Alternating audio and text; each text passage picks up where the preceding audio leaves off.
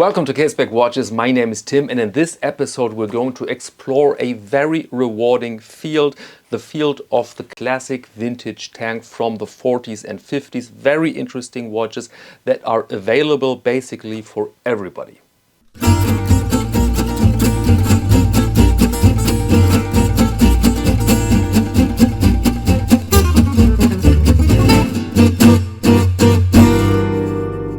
When we think of vintage watches, then often we have something in mind which is very precious and very delicate and very fragile. And often we're surprised then when we see a watch with an age of 80, 70, 60 or even 100 years and the thing actually looks okay. And this is exactly the case when we think about the classic vintage tank from the 40s and 50s, our video topic today. Why is that? Why do we find so many watches with that age in good condition?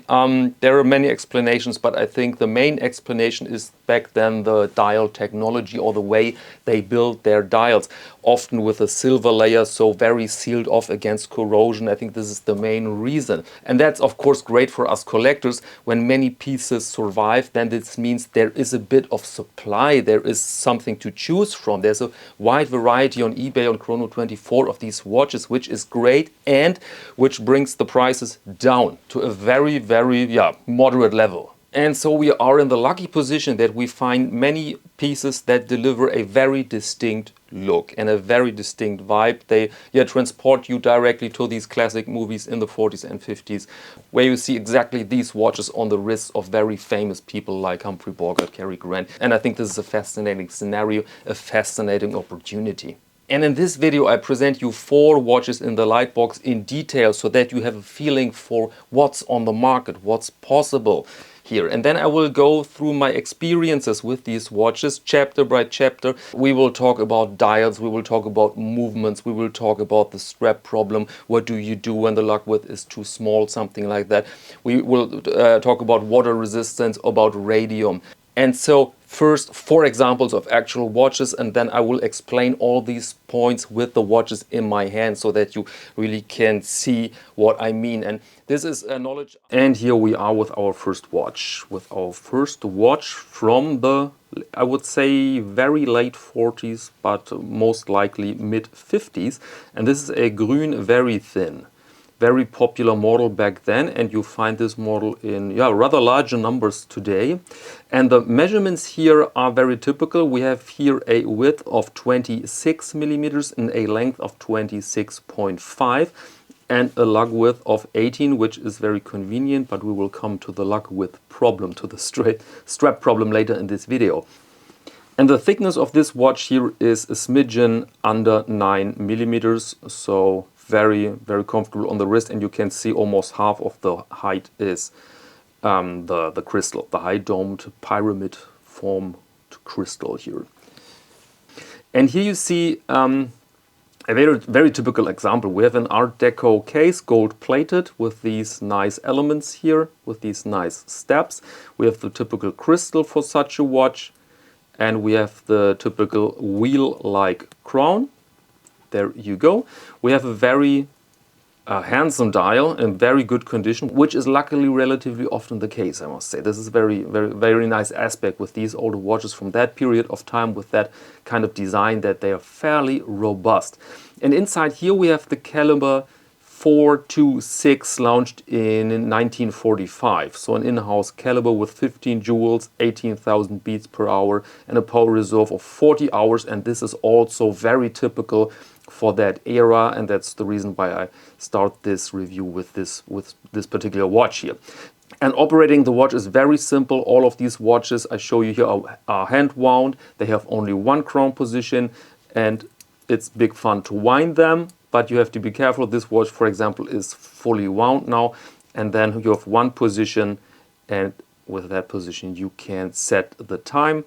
Sometimes this works well. With this example here, which is in very good condition, other watches are a bit more complicated. And there you go. So I like this watch a lot, I must say. I wear it a lot. It's a very characteristic design. It has enormous wrist presence, but I will tell you how to enhance wrist presence even. And the next watch is a Laco from the 40s. Yep, 40s. Here we are in a very early stage of watchmaking when it comes to wristwatches. And here you have a length of 31 millimeters without the lugs here. So only the case really is 31 millimeters long, and the width here is 20, and the lug width here is 15, which creates of course a problem, but again we will come to that.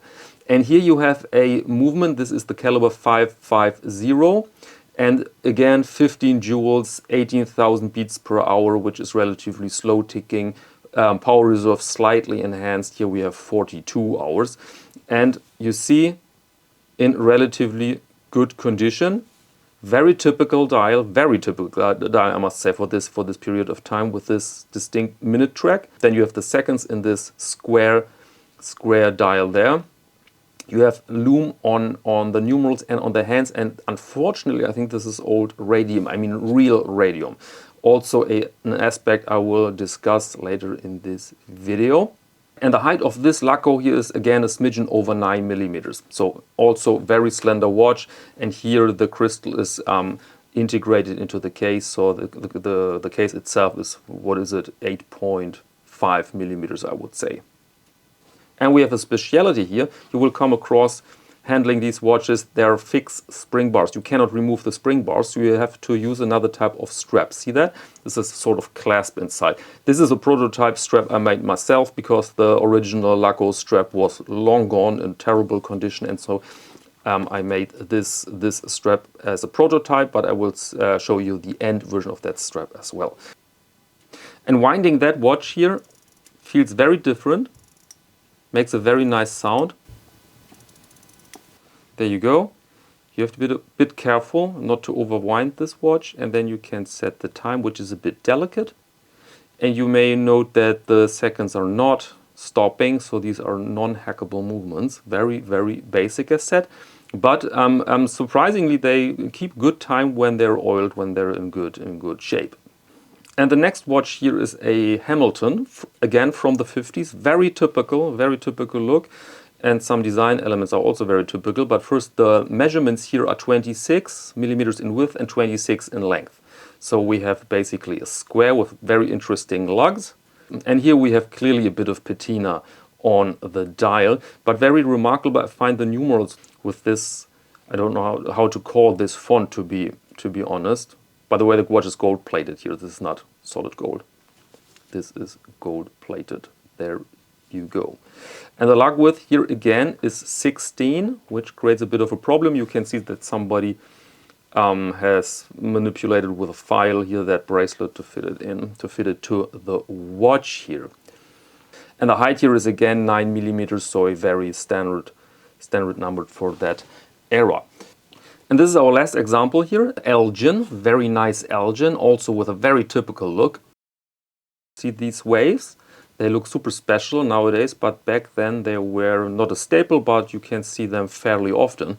And here you have 21 millimeters in width, and the length is 22 without the lugs again. The height here is close to 10 millimeters, so a smidgen higher. Again, you see this massive crystal. And the lug width here is 18, which is again very convenient for modern straps. And again, feels different. Makes a nice sound, but this is all you have to know. It's very easy to manipulate. We have position 1 again, and that's basically it.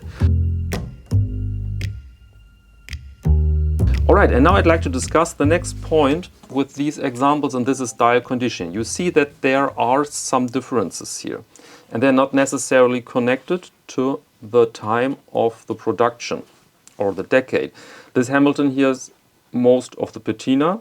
The Laco is in extremely good shape, but not perfect. This would be a bit disturbing because then you have a refurbished dial, so you need your patina. And these watches here are in really good condition, and the star really is the grün, which is close to perfection. And this demonstrates, I mean, all these watches are very old pieces, but the dial condition you see here demonstrate that this type overall is a very robust build. I don't know exactly how they constructed every dial of these watches, to be honest, but I noted with many of these watches from the 40s and 50s that they are in surprisingly good condition when it comes to the dial and also to the calibers. And so this is one big plus. You can buy a vintage watch in amazing condition for very little money, and I think I can prove it with this ensemble here. And there you have it, radium. And radium always looks a bit brownish. Can be dark brown, can be some sort of caramel tone, but when you have a watch from the 40s, then it's very likely that it's radium. Although sometimes they replace radium in hands with another luminescence, but this is very hard to do with the numerals, for example. So I would expect there's some radium, and this can be very dangerous, especially when you remove it. I mean, when it's sealed off and there's only a small amount like that, then I think the risk is manageable, but you have to ask yourself which amount of risk you are willing to take. I mean, if you are a diehard smoker, then the risk of your cigarettes is, of course, or very likely higher than this exposition here of radium, but I would keep it in mind, and I would never see it as a completely harmless substance. By the way, I made a very interesting video about the radium girls. This is a story, a very sad story from the early days of watch manufacturing, where women applied radium on dials with little brushes, and they sharpened the brushes with their tongue, believe it or not. So radium in contact with tongue with catastrophic results. Very sad story. In the upper right corner you see a link to that video. Okay, but what should you do now when you have something like that? First option is, of course, you go to somebody with a Geiger counter and he counts the radiation. Second solution is you go to a watchmaker and you ask to remove every radium particle here. I'm not sure if every watchmaker wants to do that, but it's certainly a possibility. And the last solution, quote unquote, is that you just keep it like that and you see this as a museum piece and you don't wear it extensively, and you ask yourself if you're willing to take the risk. That's basically, I think these are all the options you have. And I personally, I don't wear it so often. I see it more as a museum piece, and so I leave it like that. But luckily with these dressier pieces, radium is very rare, because you see the majority of these watches come unlumed. See that? Blank metal, gold plated, and very rarely you have something with lume. Materials. Very often these watches are gold plated, which is good news, because with current gold prices, a solid gold case would let the price explode, basically. So it's very good that we have some more options, that we have gold plated, and of course we have steel. And I think these are your options. I would avoid chrome plated watches because they tend to look very ugly when the chrome plating comes off, and then you have a cheap base metal under that. Here, if you see damaged gold plating, for example, first, it looks worse than it is. I mean, when you see super large images or super large footage of some of these watches, you think, oh, that looks pretty damaged, that plating. But during your daily life, you will not see it, basically. It's very hard to see it, to tell you the truth. And so I think this is very, very good, because the plating and the base metal is close color-wise. And so I think that's not a problem when you see something with very large images and you see the gold plating damaged. Then you should realize, you see that lugs there is highly damaged, but during daily wear it's not really of an issue. This is just a handsome ensemble even when the plating is a bit damaged, so it's not really a problem, I think. But what you can do, you can renew a plating, a gold plating. It's absolutely not a problem for a jeweler, let's say, but it's expensive. It's really expensive, costs between, I would say, 150 to 200 euros because of the gold price. And you have to bear in mind that a watchmaker has to disassemble these watches, okay? And then you have to bring the case to the jeweler, and then back to the watchmaker, and then he has to assemble everything again. And so there's a bit of work and a bit of costs involved. And you find quality differences. This is also very important to know. You see sometimes 10 micron gold plating, which is a very thin plating, and you see sometimes gold filled. This is often on the back of these watches. It's very hard to show you that, but sometimes you see gold filled instead of gold plated, and this is a good sign because then the layer of gold simply is thick. And these watches are more robust. And the fact that this is worn out is just that somebody has loved this watch so much. I think this explains why also why the patina here is more visible than on these other watches, which are regularly gold plated here.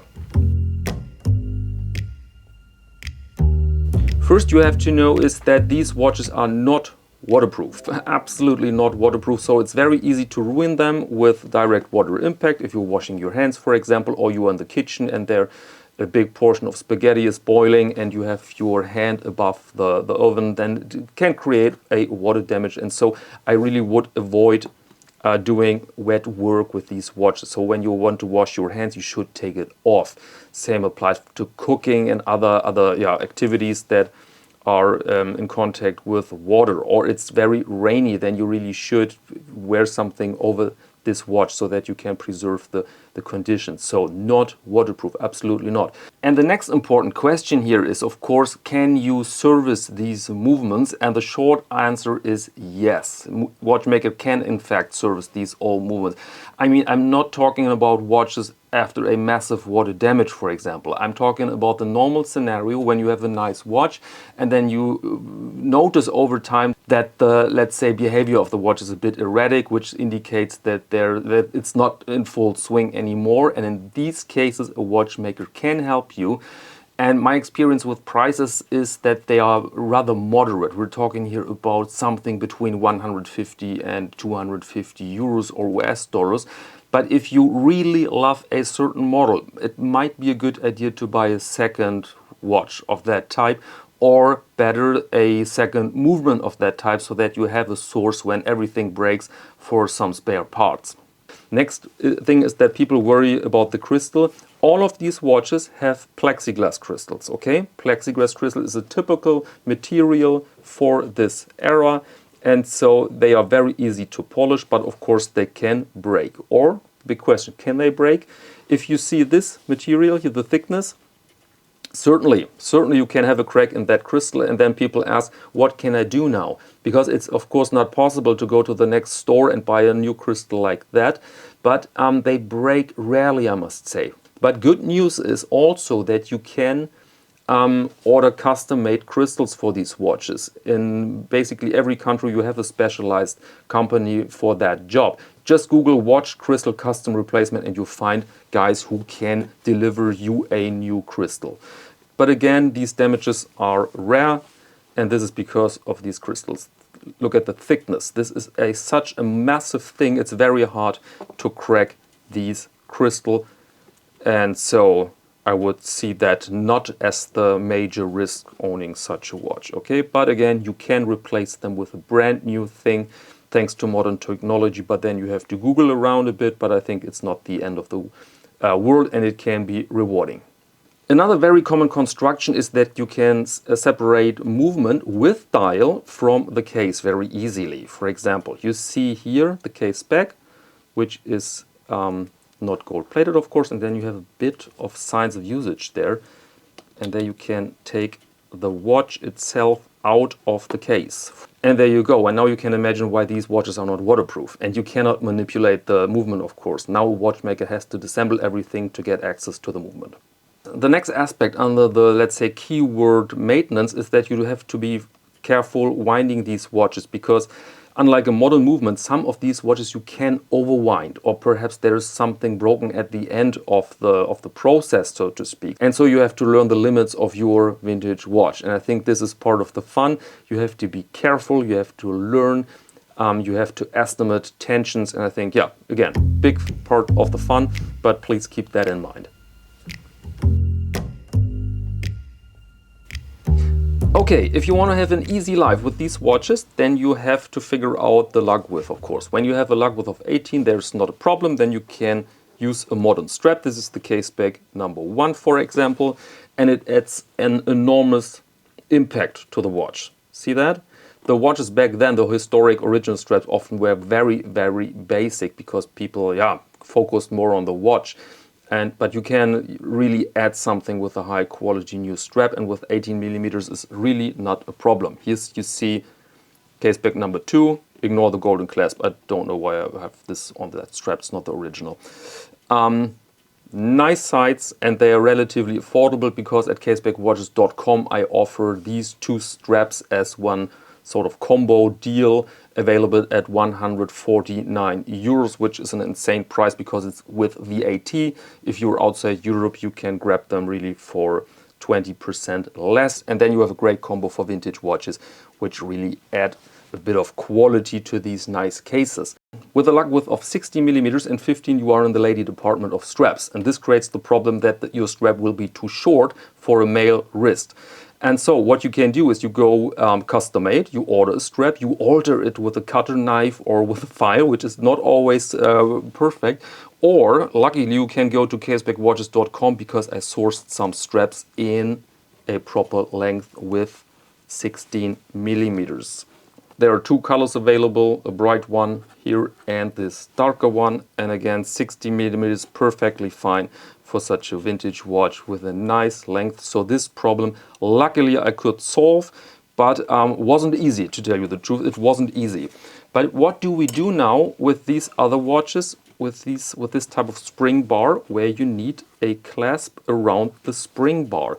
These straps are very rare and often they come in poor condition, and so the only solution for that to make my own strap.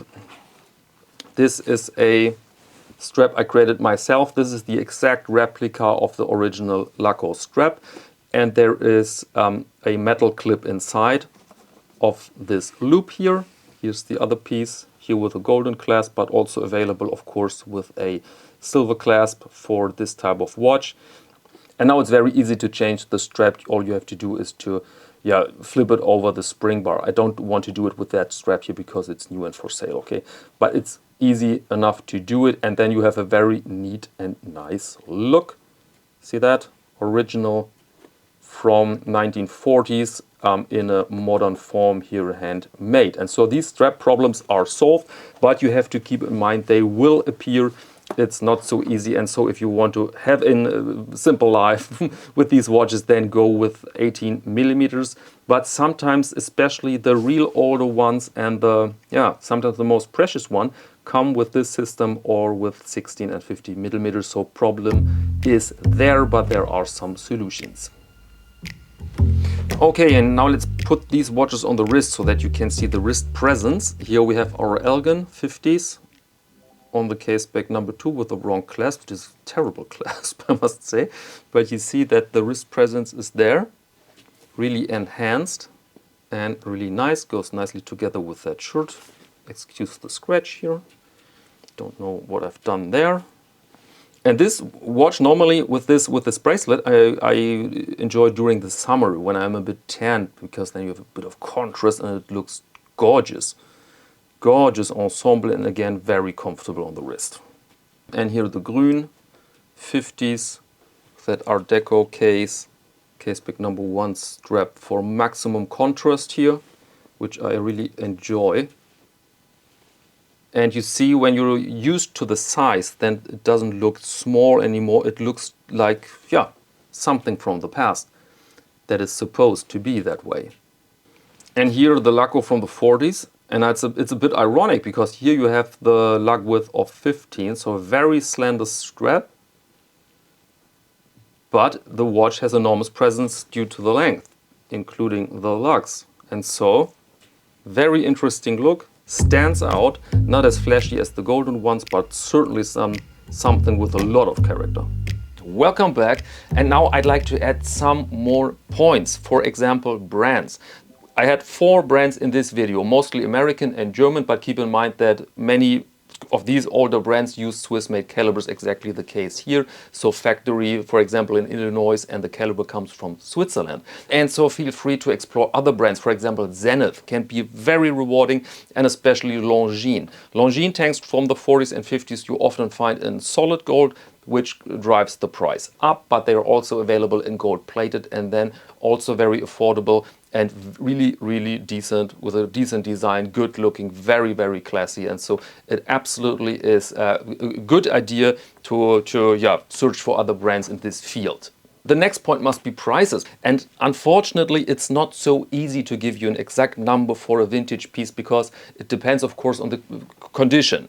Is the model wanted or not? What's the region? What's the marketplace? What is a good season to buy or sell a watch? These factors all influence the price. So I cannot give you exact numbers, bottom line. But I can give you a very good strategy, a very good method. Just define your limit or your budget. For example, if you're a student, you're a bit on a budget, or you just don't want to spend thousands on a watch, then say to yourself, all right, my budget is, let's say, 250 euros or 250 US dollars. And my promise here is you will be surprised how much you can do with that kind of money. You will not be forced to buy some trash with 250. You can find yourself a really decent Elgin, for example, really decent Hamilton, and also a really decent Laco. Absolutely not a problem. And when you then say, well, I have a bit of money saved and my budget is 1,000, then you're in heaven. Then you can go in direction full gold. Then you have a world to choose from. But again, if you're a bit on a budget, 250 euros will be absolutely sufficient to enter this fascinating world. And that's the end of this long video with a little disclaimer. This is not a sponsored video. These watches come from my own collection and they're not for sale. But if you want to be a part of it, if you want to support Caseback Watches, the YouTube channel, then please visit our online shop caseback-watches.com for high quality leather items. And when you find there's something pleasant for you, then this is not a donation for the channel. There you really get something for your money. All right, and that's it for this episode. Thank you very much for your attention, and until next time.